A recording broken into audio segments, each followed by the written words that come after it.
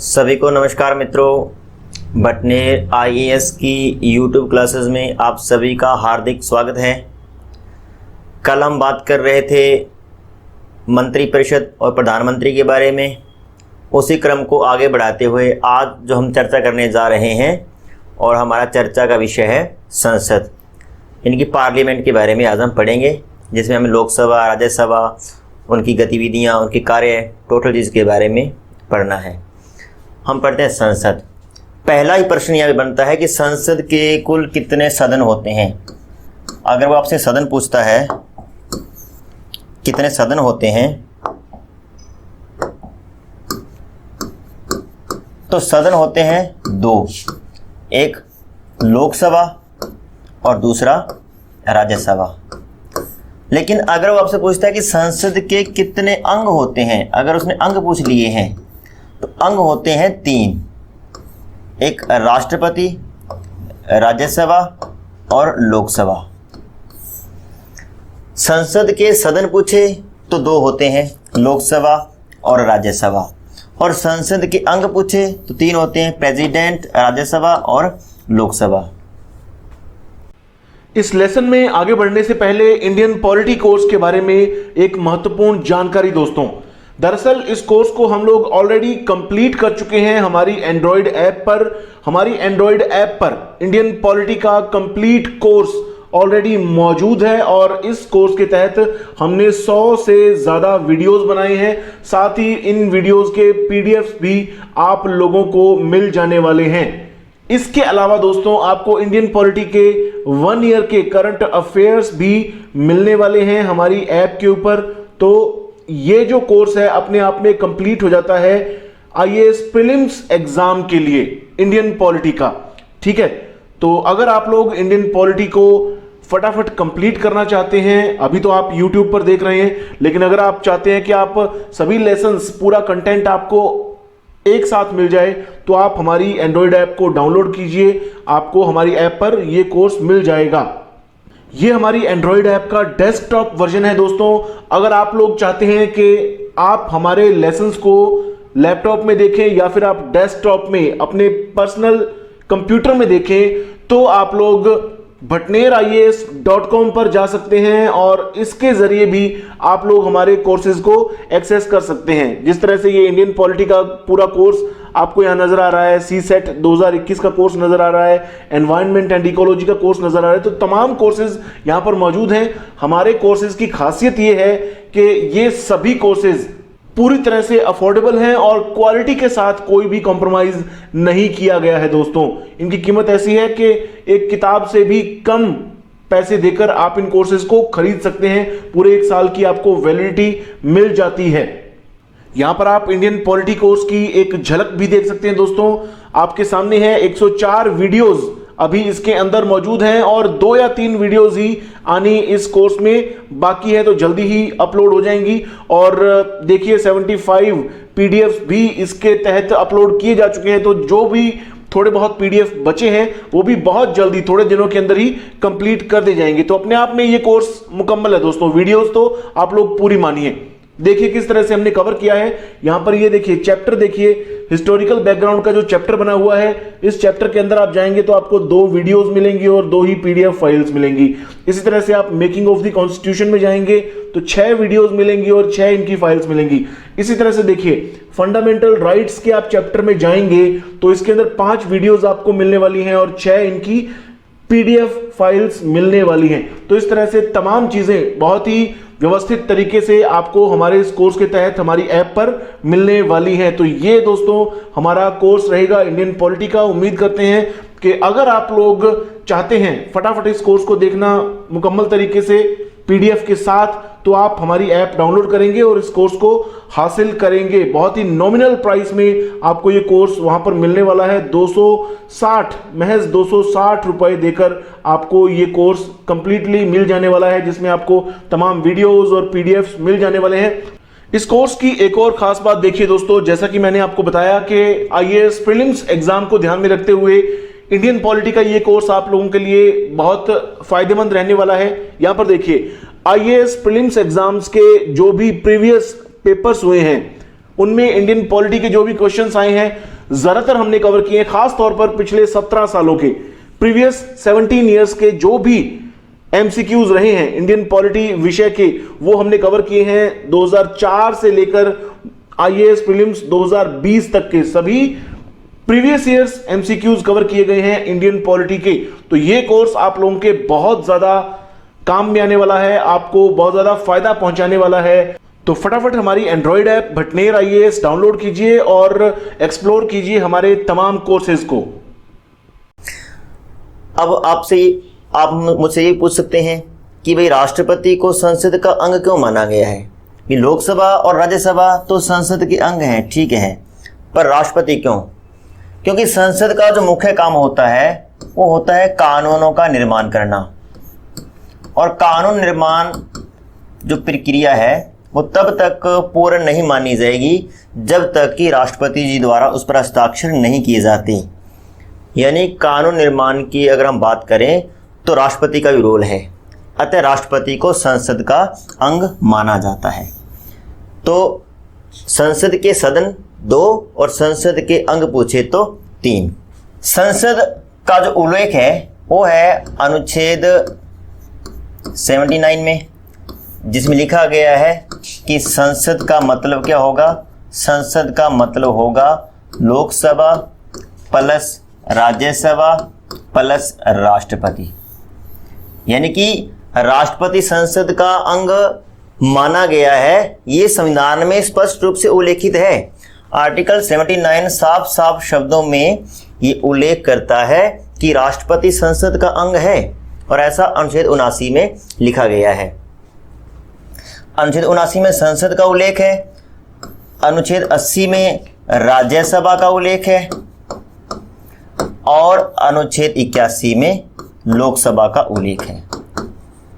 तो इसका क्रम भी याद रख लेना, पहले राज्यसभा है फिर लोकसभा आती है।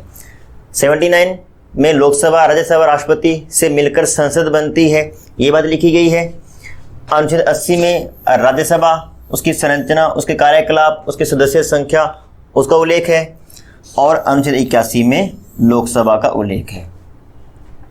तो राष्ट्रपति के बारे में हम ऑलरेडी पढ़ चुके हैं, इसको छोड़ दो।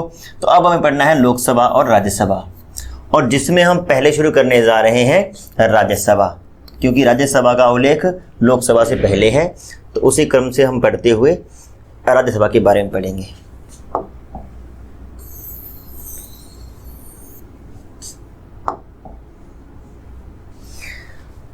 राज्यसभा को अपना पढ़ने का क्रम फिर से वही रहेगा जैसे हमने राष्ट्रपति को पढ़ा था। हम पद के बारे में पढ़ते हैं सबसे पहले, फिर हम पढ़ते हैं योग्यताओं के बारे में, फिर हम पढ़ते हैं निर्वाचन प्रक्रिया, निर्वाचन विधि के बारे में, फिर हम पढ़ते हैं कि शपथ कौन दिलाता है, शपथ का प्रारूप क्या होता है। शपथ के बाद हमने पढ़ना होता है कार्यकाल, कार्यकाल के बाद हमें पढ़ना होता है उन सदस्यों को हटाने की प्रक्रिया, फिर त्यागपत्र किसको देता है, और उसके बाद हमें पढ़ना होता है कार्य, त्यागपत्र, और उसके बाद में जो भी कार्य हैं, जो भी उत्तरदायित्व हैं, जो भी शक्तियां हैं या जो भी विशेषाधिकार हैं, उसके बारे में पढ़ेंगे।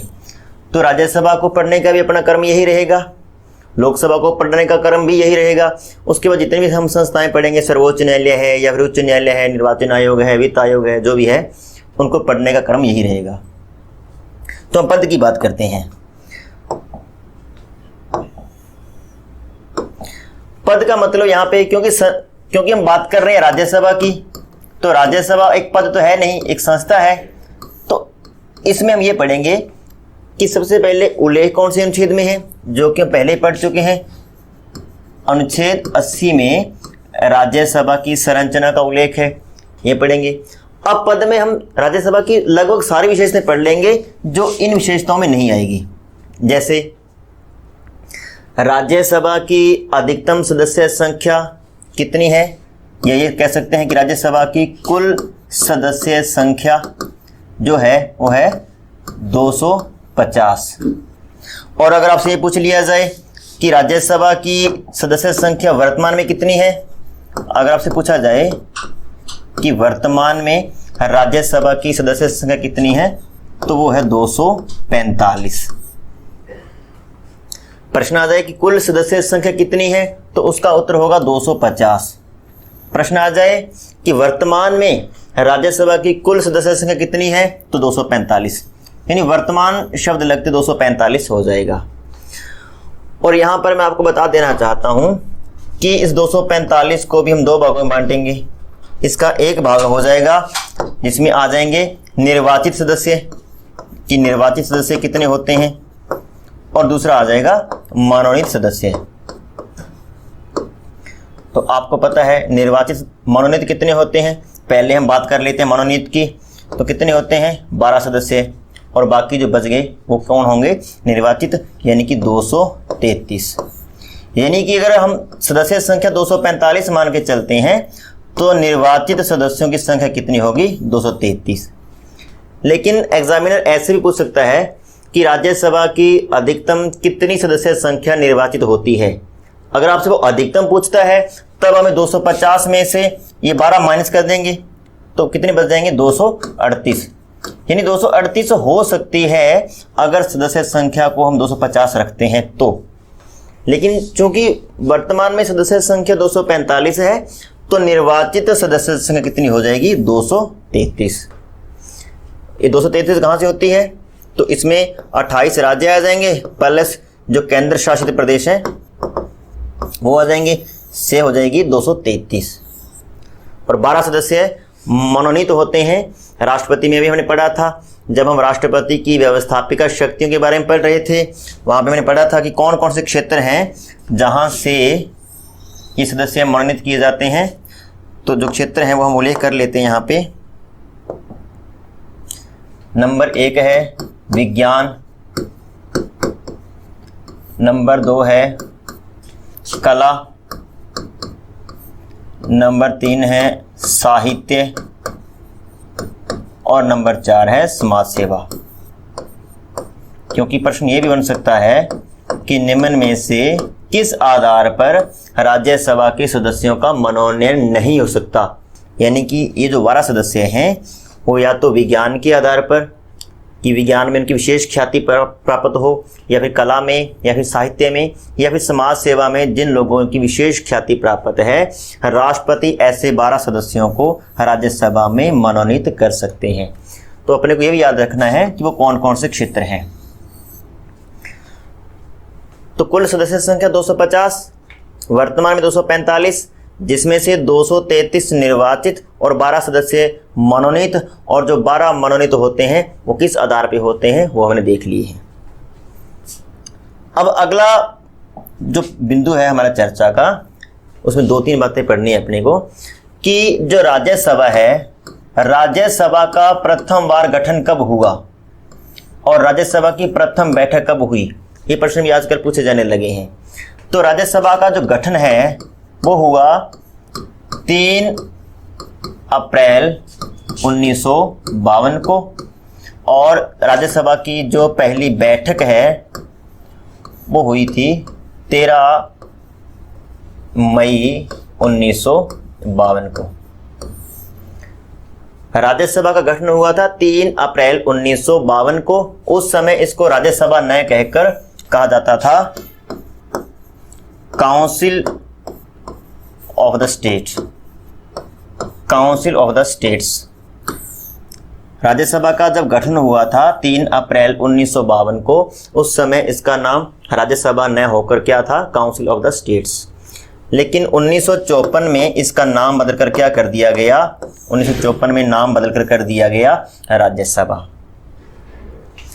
अगर आपसे पूछ लिया जाए कि मूल नाम क्या था तो है इसका काउंसिल ऑफ द स्टेट्स, और वर्तमान में राज्यसभा है ही।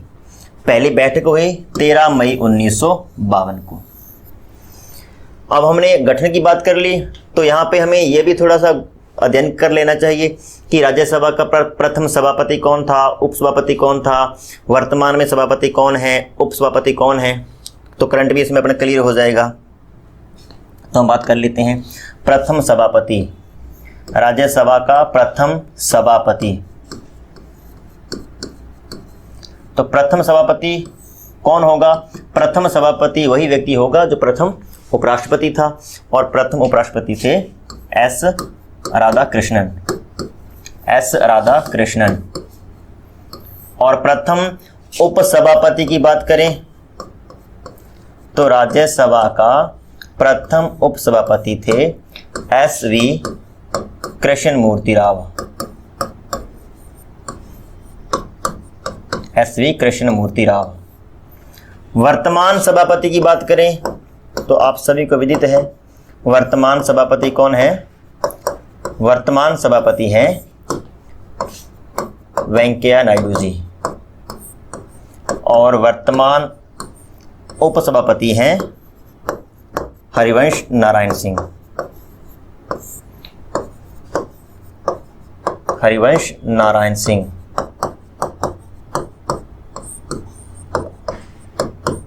प्रथम उपसभापति एस राधाकृष्णन।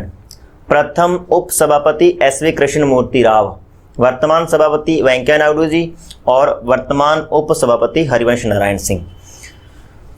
ये तो हुआ है हमारा जो हल्का सा परिचय है या इसकी सदस्य संख्या, इसके गठन की बात हुई। अब हमारा जो पढ़ने का क्रम रहेगा, हम देखेंगे कि जो राज्यसभा का सदस्य होगा उसकी क्या क्या योग्यताएं होगी। हम बात करेंगे योग्यताओं की। तो हम बात कर लेते हैं योग्यताएं क्या क्या होती है। योग्यताओं में पहला है आयु। राज्यसभा का सदस्य बनने के लिए न्यूनतम आयु जो रखी गई है संविधान के अनुसार वो रखी गई है 30 वर्ष। मैं यहाँ पे तीनों का जिक्र कर लेता हूं। लोकसभा और राज्यों की विधानसभा का सदस्य बनने के लिए न्यूनतम जो आयु है वो है 25 वर्ष। राज्यसभा और राज्यों के विधान परिषद का सदस्य बनने के लिए न्यूनतम आयु है 30 वर्ष। प्रेसिडेंट, वाइस प्रेसिडेंट और गवर्नर यानी कि राज्यपाल बनने की जो न्यूनतम आयु है वो है 35 वर्ष। और कल हमने प्रधानमंत्री की बात की थी, क्योंकि प्रधानमंत्री लोकसभा में बहुमत दल का नेता होता है तो उसे लोकसभा की योग्यताओं पे खरा उतरना चाहिए। यानी प्रधानमंत्री से हम ऐसी अपेक्षा रखते हैं कि उसमें लोकसभा का सदस्य बनने की योग्यता होनी चाहिए। तो प्रधानमंत्री बनने के लिए भी न्यूनतम आयु कितनी होती है? 25 वर्ष। लोकसभा विधानसभा के सदस्यों के लिए न्यूनतम आयु 25 वर्ष। राज्यसभा विधान परिषद के सदस्यों के लिए न्यूनतम आयु 30 वर्ष और राष्ट्रपति, उपराष्ट्रपति और राज्यपाल के लिए न्यूनतम आयु 35 वर्ष। बाकी जो सर्वोच्च न्यायालय हैं, उच्च न्यायालय हैं, उनके जो न्यायाधीश होते हैं उनके लिए कोई भी न्यूनतम आयु का उल्लेख नहीं होता है। तो हम योग्यताएं पढ़ रहे हैं, तो योग्यताओं में पहला हो जाएगा आयु। तो आयु कितनी चाहिए? 30 वर्ष। भारत का नागरिक हो,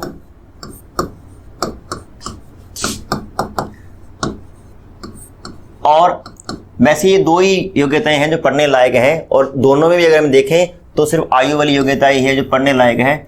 बाकी इसमें लिखा गया है कि वो लाभ के पद पर न हो, दिवालिया या पागल घोषित न किया गया हो, विकृत चित्त का ना हो, वो लगभग सभी में रहेगी, लोकसभा में भी, राज्यसभा में, विधानसभा में, विधान परिषद में।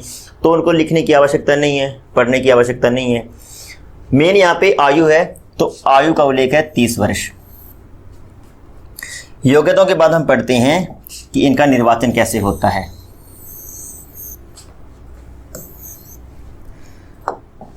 निर्वाचन विधि और निर्वाचन कौन करेगा ये भी हम देखेंगे।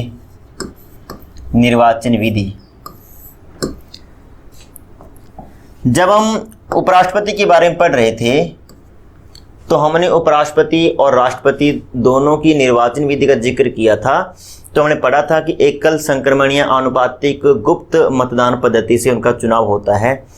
राज्यसभा के सदस्यों का चुनाव भी एकल संक्रमणीय या एकल हस्तांतरणीय आनुपातिक विधि से होता है, परंतु इसमें गुप्त शब्द का उल्लेख नहीं है। सिर्फ इतना लिखा गया है कि एकल संक्रमणीय आनुपातिक पद्धति से राज्यसभा के सदस्यों का चुनाव होगा। एकल संक्रमण या आनुपातिक ये प्रक्रिया वैसी की वैसी है जैसे कि राष्ट्रपति उपराष्ट्रपति में थी। थोड़ा सा फर्क है, हम यहाँ पे बात करेंगे उसका भी, लेकिन जो विशेष ध्यान रखने वाली बात है कि इसमें गुप्त शब्द का प्रयोग नहीं है। इसका मतलब है कि इसमें खुला चुनाव हो सकता है। इसमें यह आवश्यक नहीं है कि मतदान की गोपनीयता रखी जाए, उसको खुला भी किया जा सकता है। तो ये एक विशेषता है जो राष्ट्रपति और उपराष्ट्रपति से अलग है। अब हम एकल संक्रमणीय आनुपातिक ये पद्धति क्या है इसको क्लियर करते हैं। देखिए, आनुपातिक तो हम पहले ही बात कर चुके हैं कि आनुपातिक का मतलब क्या है कि मतों का एक निश्चित अनुपात प्राप्त करना होगा। और यहाँ पे जो मतों का निश्चित अनुपात की बात हो रही है उसके लिए एक सूत्र दिया गया है, जिसमें सूत्र है कुल मत बटा में निर्वाचित होने वाले पदों की संख्या, निर्वाचित होने वाले पद प्लस 1 और इस पूरे के प्लस में 1। ये सूत्र है कुल मत बटा में निर्वाचित होने वाले पद प्लस 1 और प्लस 1। अब हम मान लेते हैं कि जो कुल मत हैं उनकी संख्या कितनी है। हम ये मान लेते हैं कि कुल मत कितने हैं, 100 है।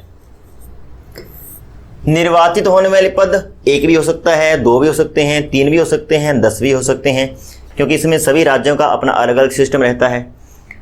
राजस्थान से जो सदस्य हैं टोटल 10 होते हैं। यूपी से जो टोटल सदस्य हैं राज्यसभा में 31 हैं।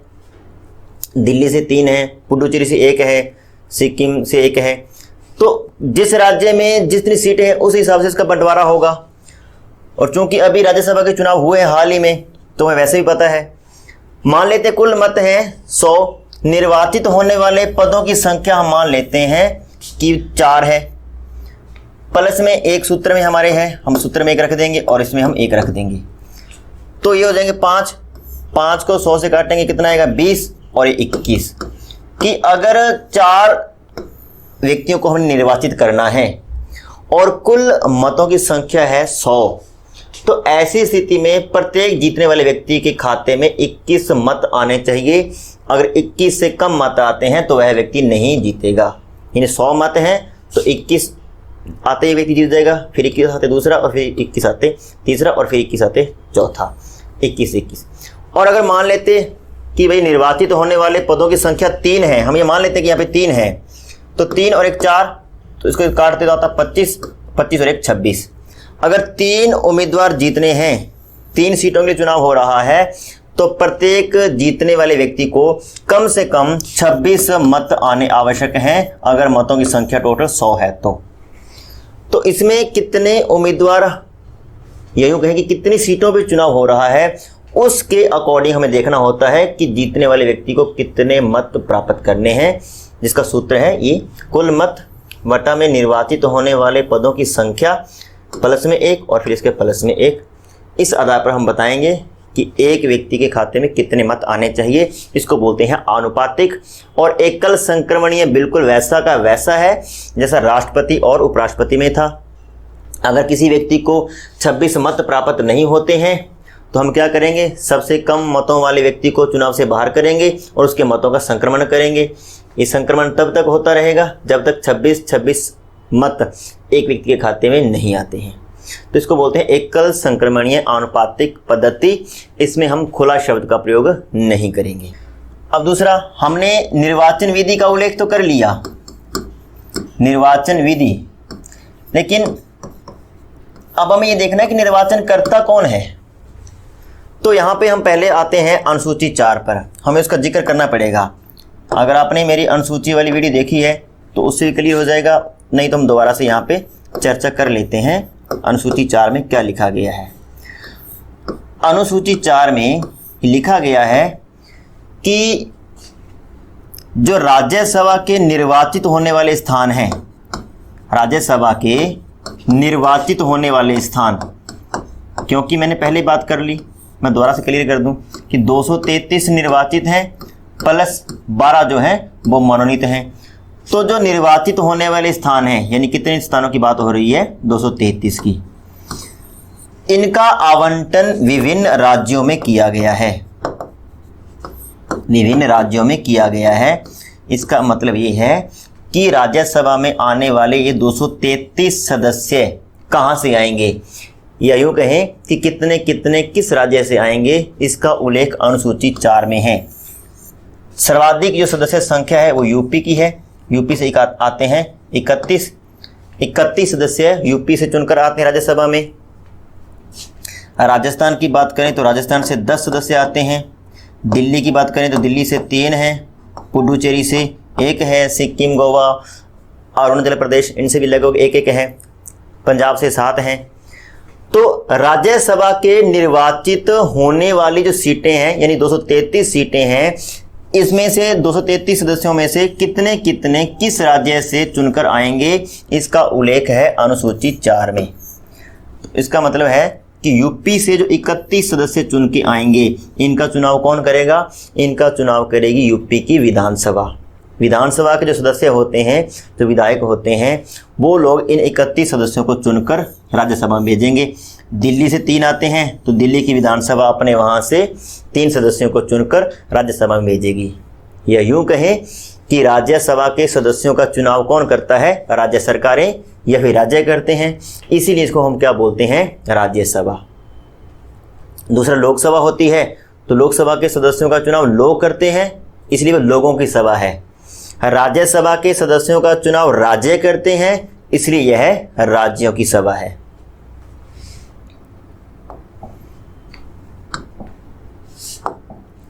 तो निर्वाचन कौन करता है? राज्य सरकारें या राज्यों की विधानसभाएं। निर्वाचन विधि क्या है? एकल संक्रमणीय आनुपातिक पद्धति। अब निर्वाचन के बाद हम देखते हैं शपथ। राज्यसभा के सदस्यों को शपथ कौन दिलाता है? तो हम जब राष्ट्रपति पढ़ रहे थे, जब हम राष्ट्रपति की विधायिका या फिर व्यवस्थापिका शक्तियां पढ़ रहे थे, वहाँ पे हमने बात की थी कि लोकसभा और राज्यसभा के सभी सदस्यों को शपथ कौन दिलाता है? राष्ट्रपति, प्रेसिडेंट। देखिए, लोकसभा में जो सदस्य संख्या है वो 543 है। राज्यसभा की जो सदस्य संख्या है वो 245 है। हमारे सुप्रीम कोर्ट की जो कुल न्यायाधीशों की संख्या है वो 34 है वर्तमान में। और अगर अपनी मंत्री परिषद की बात करें हैं हम, तो लगभग 82-83 मंत्री हमारी मंत्री परिषद में होते हैं। इन 543, इन 245, इन 34 न्यायाधीशों को और इन 82 मंत्रियों को शपथ दिलाने का काम राष्ट्रपति का होता है। लेकिन वास्तव में राष्ट्रपति इन सभी को शपथ दिलाते नहीं हैं। ये काम राष्ट्रपति का है। जब भी हम कहेंगे कि इन सभी को शपथ कौन दिलाता है? राष्ट्रपति जी दिलाते हैं। लेकिन व्यवहार में राष्ट्रपति जी इनको शपथ नहीं दिलाते हैं। लोकसभा में तो एक पद बना रखा है, हम पढ़ेंगे कल। लोकसभा एक पद होता है प्रोटेम स्पीकर। ये प्रोटेम स्पीकर, राष्ट्रपति जी मात्र प्रोटेम स्पीकर को शपथ दिलाते हैं। बाकी सदस्यों को शपथ दिलाने का काम प्रोटेम स्पीकर का होता है। लेकिन फिर भी हम सैद्धांतिक रूप से कहेंगे क्या कि लोकसभा के सभी सदस्यों को शपथ कौन दिलाता है? राष्ट्रपति। जबकि व्यवहारिक रूप से शपथ कौन दिला रहा है? Pro tem speaker. राज्यसभा के सभी सदस्यों को शपथ कौन दिलाता है? राष्ट्रपति। लेकिन वास्तव में राष्ट्रपति जो हैं राज्यसभा के सभापति को शपथ दिलाते हैं, यानी कि उपराष्ट्रपति को। और उसके बाद जब भी राज्यसभा के चुनाव होते हैं, सभापति ही उनको शपथ दिलाते रहते हैं, निर्वाचित सदस्यों को। लेकिन फिर भी हम कहेंगे क्या कि इन सभी को शपथ कौन दिलाता है? राष्ट्रपति। सर्वोच्च न्यायालय के सभी न्यायाधीशों को शपथ कौन दिलाता है? राष्ट्रपति। लेकिन व्यवहार में क्या होता है कि राष्ट्रपति सर्वोच्च न्यायालय के मुख्य न्यायाधीश को शपथ दिलाते हैं, CJI, चीफ जज ऑफ इंडिया को शपथ दिलाते हैं। और बाकी न्यायाधीशों को चाहे तो CJI शपथ दिलाता रहता है। लेकिन सैद्धांतिक हम क्या कहते हैं कि सर्वोच्च न्यायालय के सभी न्यायाधीशों को शपथ कौन दिलाता है? राष्ट्रपति। मंत्री परिषद को शपथ कौन दिलाता है? राष्ट्रपति। लेकिन व्यवहारिक क्या होता है कि राष्ट्रपति प्रधानमंत्री को शपथ दिला देते हैं और बाकी मंत्रियों को प्रधानमंत्री शपथ दिलाते हैं राष्ट्रपति के प्रतिनिधि के रूप में। लेकिन सैद्धांतिक क्या कहेंगे कि मंत्रिपरिषद के सभी सदस्यों को शपथ कौन दिलाता है? राष्ट्रपति। तो इन सभी को शपथ दिलाना काम राष्ट्रपति का है, लेकिन वास्तव में राष्ट्रपति इनमें से सिर्फ 4 ही लोगों को शपथ दिलाते हैं। तो राज्यसभा के सभी सदस्यों को शपथ कौन दिलाता है? राष्ट्रपति। इसका उत्तर हम राष्ट्रपति ही लिखेंगे। शपथ के बाद हम देखेंगे राज्यसभा के सदस्यों का कार्यकाल। राज्यसभा के सदस्यों का कार्यकाल कितना होता है? राज्यसभा, अगर आपसे ये पूछ लिया जाए कि राज्यसभा का कार्यकाल कितना होता है, तो अपने आप में प्रश्न ही गलत है, क्योंकि राज्यसभा का कोई कार्यकाल नहीं होता। राज्यसभा के सदस्यों का कार्यकाल होता है और वो होता है 6 वर्ष, और इनमें से प्रत्येक 2 वर्ष बाद 1/3 सदस्य सेवानिवृत्त होते रहते हैं। सेवानिवृत्त होते रहते हैं अपने आप, यानी कि कार्यकाल तो 6 वर्ष होता है, लेकिन राज्यसभा के चुनावों का आयोजन प्रत्येक 2 वर्ष बाद होता है। ये प्रक्रिया क्या है, हम इसको देखते हैं। एक उदाहरण के माध्यम से हम इसको समझेंगे। 1952 में जैसे मान लेते हैं हम कि जो राज्यसभा की कुल सदस्य संख्या थी, हम एक बार के लिए मान लेते हैं कि वो 100 थी। सिर्फ हमें मानना है कि वो 100 थी, क्योंकि 100 अगर आंकड़ा मान के चलेंगे तो थोड़ा सा अच्छे से समझ में आ जाएगा। हमारा सिद्धांत कहता है, ये देखिए, 2 वर्ष बाद क्या हो जाएगा, 1/3 सदस्य सेवानिवृत्त होंगे। तो 1954 जैसे वर्ष आएगा, क्योंकि 1952 में राज्यसभा का गठन हुआ था, तो 1954 में आके सिद्धांत कहता है कि 1/3 सदस्यों को हटना पड़ेगा, और 100 का 1/3 का मतलब 33 लोगों को यहाँ से हटना पड़ेगा। यहाँ से निकल जाएंगे और बच कितने जाएंगे, 77। लेकिन 2 वर्ष बाद कौन हटना चाहेगा? सभी ये मान के चले हैं कि उनका कार्यकाल 6 वर्ष है, लेकिन सभी का कार्यकाल हम 6 वर्ष रखेंगे तो फिर ये 2 वर्ष वाला जो सिद्धांत है इसका उल्लंघन हो जाएगा। तो हम क्या करें? तो ऐसी स्थिति में क्या किया गया था, एक लॉटरी निकाली गई थी। लॉटरी निकाली गई थी जिसमें 100 स्लिप्स बनाई गई, उसमें से जो 77 जो पर्ची थी उसमें तो गुड का निशान लगाया, और 33 जो पर्ची थी उसमें क्रॉस का निशान लगाया, और उनको किसी बर्तन में डाला और उन 100 सदस्यों को कहा कि भाई पर्चियाँ निकालिए। जिन 33 सदस्यों के हाथ में ये क्रॉस वाली पर्ची आ गई तो समझ लो कि उनका कार्यकाल समाप्त हो गया। 1954 में हमारे पास बचे 77 सदस्य, लेकिन सदस्य संख्या कितनी है, 100। हमें 100 पूरा करना है, तो हमने 33 का चुनाव करवाया नए सदस्य, और 33 नए सदस्य आए। इसको हम फर्स्ट से लिख देते हैं यहाँ पे, 33 नए सदस्य आए। अब हमारे पास पुनः 100 सदस्य हो गए। अब राज्यसभा चल रही है। अब 1956 का वर्ष आया। सिद्धांत फिर ये कहता है कि भाई 1/3 सदस्यों को सेवानिवृत्त होना पड़ेगा, पद छोड़ना पड़ेगा। टोटल कितने हैं, 100 का 1/3 यानी कि 33। अब फिर 33 निकलेंगे, लेकिन अब 33 निकलेंगे 77 में से, तो इसमें से 33 निकाल दिए, तो यहाँ पे कितने बच गए, यहाँ पे बच गए 34 बच गए, और 33 ये पहले से हैं फर्स्ट, यानी कि 33 पद रिक्त हैं। तो हमने दोबारा से चुनाव करवाए और 33 सदस्य दोबारा से हमने इसमें शामिल कर लिए। इसको हम 33 सेकंड कह देते हैं। हमारे पास दोबारा से कितने हो गए, 100 सदस्य। फिर 1958 का वर्ष आया।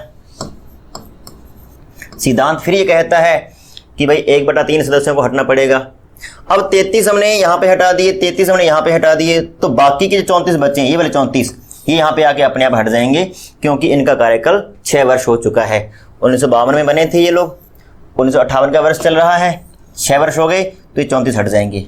तो हमारे पास बचे 33 फर्स्ट ये वाले, प्लस 33 सेकंड ये वाले, प्लस हम क्या करेंगे, 34 नए सदस्यों का चुनाव करेंगे।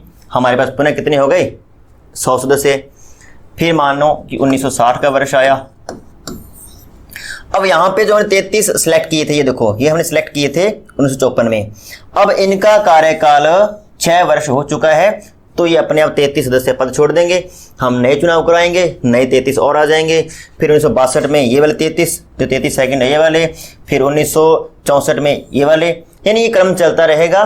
प्रत्येक 2 वर्ष बाद 1/3 सदस्य सेवानिवृत्त होते रहेंगे और प्रत्येक 2 वर्ष बाद हम चुनाव कराएंगे और सीटों को हम पूरे क्या करेंगे, बढ़ते रहेंगे। इसलिए इसको बोलते हैं स्थायी सदन, क्योंकि कभी भी ऐसा वक्त नहीं आएगा लोकसभा भंग हो जाए, तो ऐसा हो सकता है कि कभी लोकसभा नहीं है, लेकिन राज्यसभा कभी भंग नहीं हो सकती, इसलिए इसको स्थायी सदन कहते हैं। और ये कभी रिक्त भी नहीं होती, इसीलिए इसको हम क्या बोलते हैं, स्थायी सदन। ऐसा कभी भी नहीं होगा कि राज्यसभा नहीं है। क्यों नहीं है? क्योंकि ये लगातार चलती रहती है इस क्रम से। तो कार्यकाल कितना होता है? 6 वर्ष, और चुनाव होते हैं प्रत्येक 2 वर्ष बाद। अब यहाँ पे एक बात और क्लियर कर लेते हैं। जैसे मैंने कहा कि यूपी से सदस्यों की संख्या कितनी है? 31। तो 31 एक बार में चुन के नहीं आते, पहले क्या करेंगे, उसमें से 10 चुने जाएंगे, फिर 2 वर्ष बाद फिर 10, फिर 2 वर्ष बाद फिर 11, ये हट जाएंगे तब तक, फिर अगले 2 वर्ष बाद फिर ये 10 नए चुने जाएंगे, फिर उसके बाद ये 10 चुने जाएंगे, यानी ये क्रम चलता रहेगा, ये क्रम चलता रहेगा। अगर किसी राज्य से जितनी भी सदस्य संख्या है उसका 1/3 ही एक बार में चुना जाता है, यानी कि अगर 1/3 सदस्य सेवानिवृत्त होते हैं तो वो सभी राज्यों का 1/3 है, किसी एक राज्य का नहीं है। सभी राज्यों का जो सदस्य संख्या है उसका 1/3 स्थान अपने आप रिक्त हो जाएंगे, वहां पे चुनाव होंगे, नए पद भरे जाएंगे। जो 12 सदस्य मनोनीत होते हैं वो भी एक बार में नहीं किए जाते, 12 के 12, पहले 4 किए जाएंगे, फिर 4 किए जाएंगे और फिर 4, 12 हो गए। अगले 6 वर्षों बाद जैसे 6 वर्ष होंगे ये 4 हट जाएंगे, नए 4 चुन लिए जाएंगे, फिर ये 4 हट जाएंगे, फिर हम नए 4 मनोनीत कर लेंगे, फिर ये 4, तो इनका भी क्रम चलता रहेगा। यानी कि जब राज्यसभा के चुनाव होते हैं तो टोटल सदस्य संख्या का 1/3 स्थानों का चुनाव हो रहा होता है, और जब राज्यसभा से सेवानिवृत्ति हो रही है तो कुल स्थानों का 1/3 स्थानों की सेवानिवृत्ति हो रही है। तो कार्यकाल 6 वर्ष होता है और चुनाव प्रत्येक 2 वर्ष बाद संपन्न होते हैं।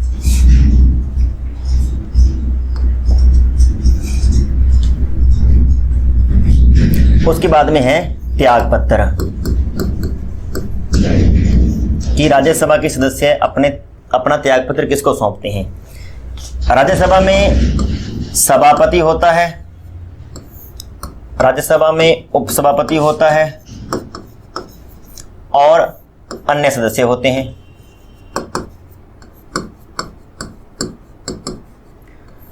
जो उपसभापति है और जो अन्य सदस्य हैं ये व्यक्ति अपना त्यागपत्र सौंपते हैं सभापति को।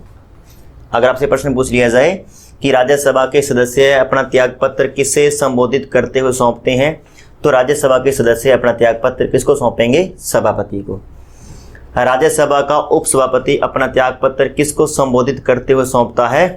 तो सभापति को। और सभापति अपना त्यागपत्र किसको सौंपता है? क्योंकि सभापति कौन है? उपराष्ट्रपति। और कल हमने पढ़ा था कि उपराष्ट्रपति अपना त्यागपत्र किसको सौंपेगा? राष्ट्रपति को। तो चाहे तो उपराष्ट्रपति पूछ ले, चाहे सभापति पूछ ले, ये अपना त्यागपत्र किसको सौंपेंगे? प्रेसिडेंट को, राष्ट्रपति को। उपसभापति और सदस्य त्यागपत्र सभापति को और सभापति अपना त्यागपत्र राष्ट्रपति को। तो ये हो गई पूरी राज्यसभा की संरचना। अब हमें देखना है कि राज्यसभा के कार्य क्या होते हैं, राज्यसभा के विशेषाधिकार क्या होते हैं। पहला कार्य या विशेषाधिकार मान लेते हैं तो यही है कि भाई राज्यसभा कानूनों का निर्माण करती है। कानूनों का निर्माण का मतलब क्या है कि लोकसभा से कोई प्रस्ताव पारित हुआ तो वह प्रस्ताव राज्यसभा से भी पारित होना चाहिए। राज्यसभा से कोई प्रस्ताव पारित हो गया तो उसको लोकसभा से भी पारित होना होगा। यानी कि कोई कानून तब तक कानून नहीं बन सकता जब तक राज्यसभा उस प्रस्ताव को पारित नहीं करती। तो कानून निर्माण में पहला तो इसका रोल हो गया। दूसरा है अनुच्छेद 249।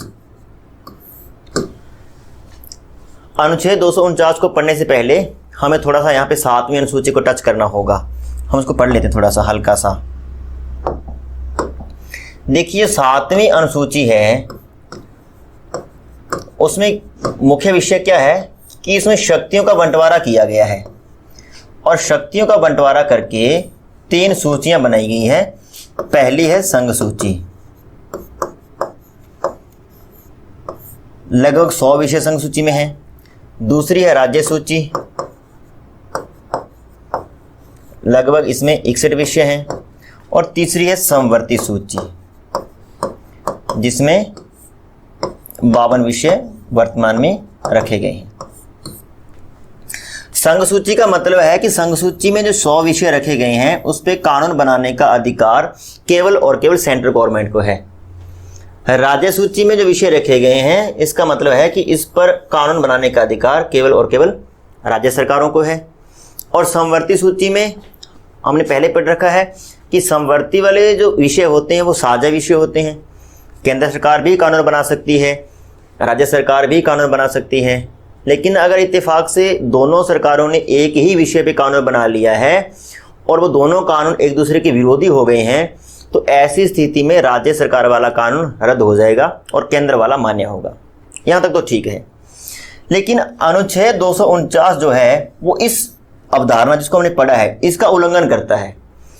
अनुच्छेद 249 कहता है कि राज्य सूची के विषय पर भी केंद्र सरकार कानून बना सकती है। कब? अगर राज्य सूची में लिखा हुआ कोई विषय राष्ट्रीय महत्व का हो गया है तो। अगर राज्य सूची का कोई विषय राष्ट्रीय महत्व का हो गया है तो ऐसी स्थिति में राज्य सूची के विषय पर कानून बनाने की शक्ति किसके हाथ में चली जाएगी? सेंट्रल गवर्नमेंट के हाथ में। और अगर मान लीजिए ऐसा कोई विषय है जो राष्ट्रीय महत्व का हो गया है, उस पर कानून केंद्र सरकार बनाएगी तो केंद्र सरकार में भी इसके लिए पहल कौन करेगा? राज्यसभा। इसमें लोकसभा पहल नहीं कर सकती।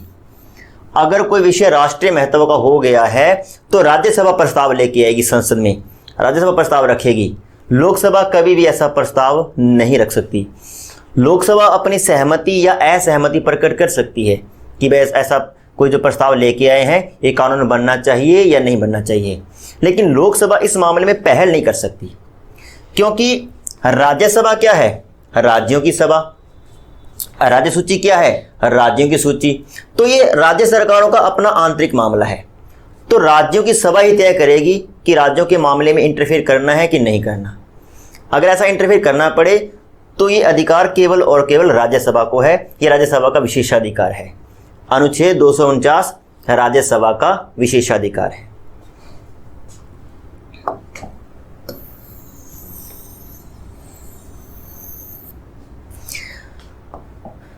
अगला है अनुच्छेद 312।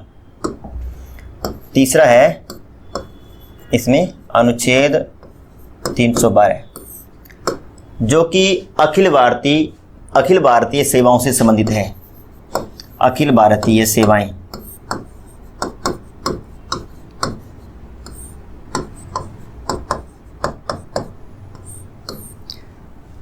पहली बात कि अखिल भारतीय सेवाएं कुल कितनी हैं? तो अखिल भारतीय सेवाएं कितनी हैं? 3 हैं। IAS, IPS और IFS। भारतीय प्रशासनिक सेवा, भारतीय पुलिस सेवा और भारतीय वन सेवा। ये 3 प्रकार की अखिल भारतीय सेवाएं हैं। अगर किसी नई अखिल भारतीय सेवा का सृजन करना है, कोई चौथी नई अखिल भारतीय सेवा बनानी है और ऐसा प्रस्ताव रखना पड़े तो ऐसा प्रस्ताव भी पहले राज्यसभा ही रखेगी। ये पहल भी लोकसभा नहीं कर सकती। देखिए क्या विशेषाधिकार है कि किसी नई अखिल भारतीय सेवा का गठन करना है या फिर किसी अखिल भारतीय सेवा की समाप्ति करनी है तो ये अधिकार केवल और केवल राज्यसभा के पास है।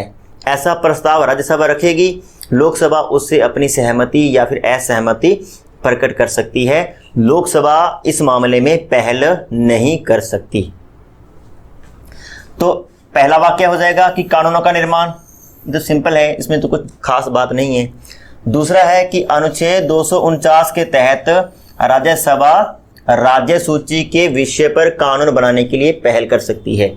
और एक बात इस अनुच्छेद के अंतर्गत बनाए गए कानून की अवधि कितनी होती है? 1 वर्ष होती है, 1 वर्ष से अधिक नहीं। अगर 1 वर्ष हो गया है पूरा तो वो कानून रद्द हो जाएगा। या तो आप दोबारा से कानून बनाइए या फिर संविधान का संशोधन करके राज्य सूची के विषय को निकालकर संघ सूची में रख दो। दो ही बातें हो सकती है, लेकिन एक बार में इसके अंतर्गत बनाए गए कानून की अवधि कितनी होती है? 1 वर्ष। और अनुच्छेद 312 कहता है कि अखिल भारतीय सेवाओं का सृजन करना है या समाप्ति करनी है तो ऐसी पहल कौन कर सकता है? राज्यसभा। नेक्स्ट, चौथा, हमने राष्ट्रपति की आपातकालीन शक्तियों के बारे में पढ़ा था और हमने पढ़ा था कि राष्ट्रीय आपात जब लग जाता है तो 1 माह के भीतर संसद की अनुमति लेनी होती है। राष्ट्रपति शासन लग जाता है तो 2 माह के भीतर संसद की अनुमति लेनी होती है।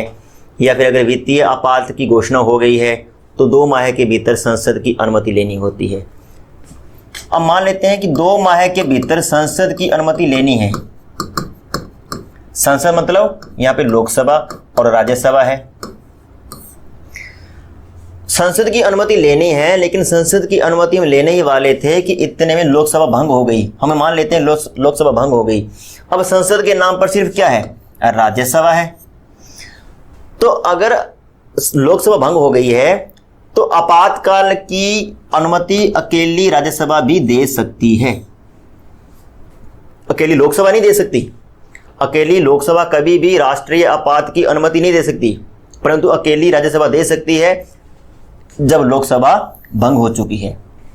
और मान लेते हैं अनुमति मिल गई एक बार और उसके बाद में राष्ट्रीय आपात चल रहा है और इसी दौरान लोकसभा के चुनाव हो गए हैं, लोकसभा का पुनर्गठन हो गया है, तो अब 30 दिन के भीतर लोकसभा से भी अनुमति लेनी होगी।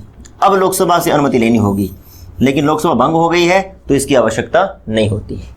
तो ये है राज्यसभा की विशेषाधिकार। इसके साथ ही हमारा जो राज्यसभा वाला टॉपिक है वो कंप्लीट होता है।